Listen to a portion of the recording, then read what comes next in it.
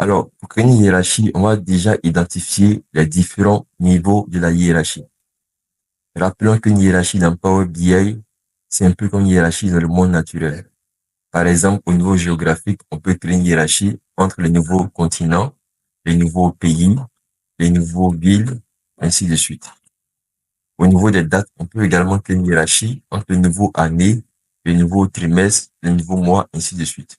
Donc, il y a un ordre ou une hiérarchie qui est bien définie entre ces différentes colonnes, ces différentes variables. Alors ici, on va créer une hiérarchie de dates.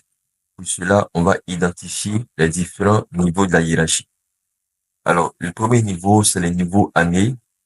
Le deuxième, c'est le niveau trimestre. Et le troisième, le niveau mois. Donc, on va créer une hiérarchie avec trois niveaux, année, trimestre et mois. Alors, pour ce faire, on va identifier le niveau supérieur de la hiérarchie.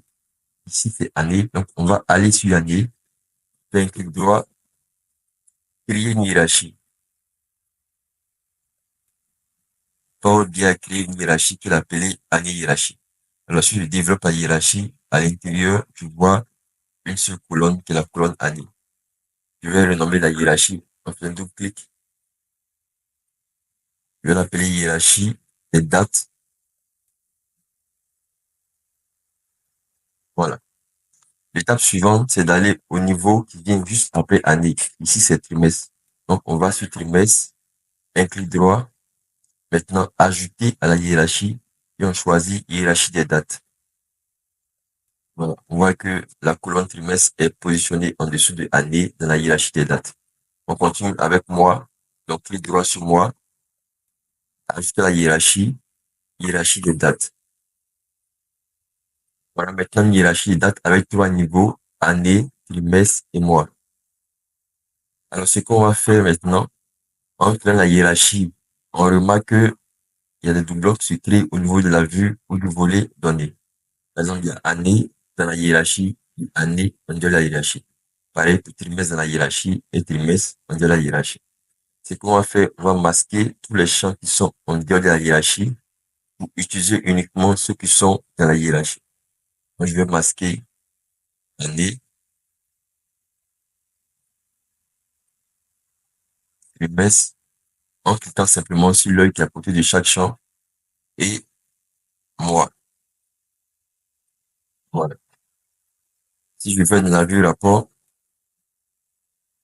voilà, je vois qu'on a année, trimestre, mois dans la hiérarchie, mais on n'a pas année, trimestre et mois en dehors de la hiérarchie. On va continuer en essayant de masquer également tous les champs de la table de date, c'est-à-dire le champ date, le champ numéro mois et numéro trimestre. Parce qu'on n'aura pas vraiment besoin de l'utiliser lors de la visualisation des données. Donc ici, on va aller sur les trois points, clic droit, masquer, voilà, numéro mois également, masquer, et date, masquer. Donc, ce qui est de la table de date, on a affiché uniquement les champs de la hiérarchie, année, trimestre et mois. Tous les autres sont masqués, de sorte que dans la vue rapport, on ne les voit pas. Et si on revient dans la vue table, on peut voir que tous les champs s'affichent ici, seulement que un œil qui est barré à côté de chaque champ, ce qui indique que le champ est masqué dans la vue rapport.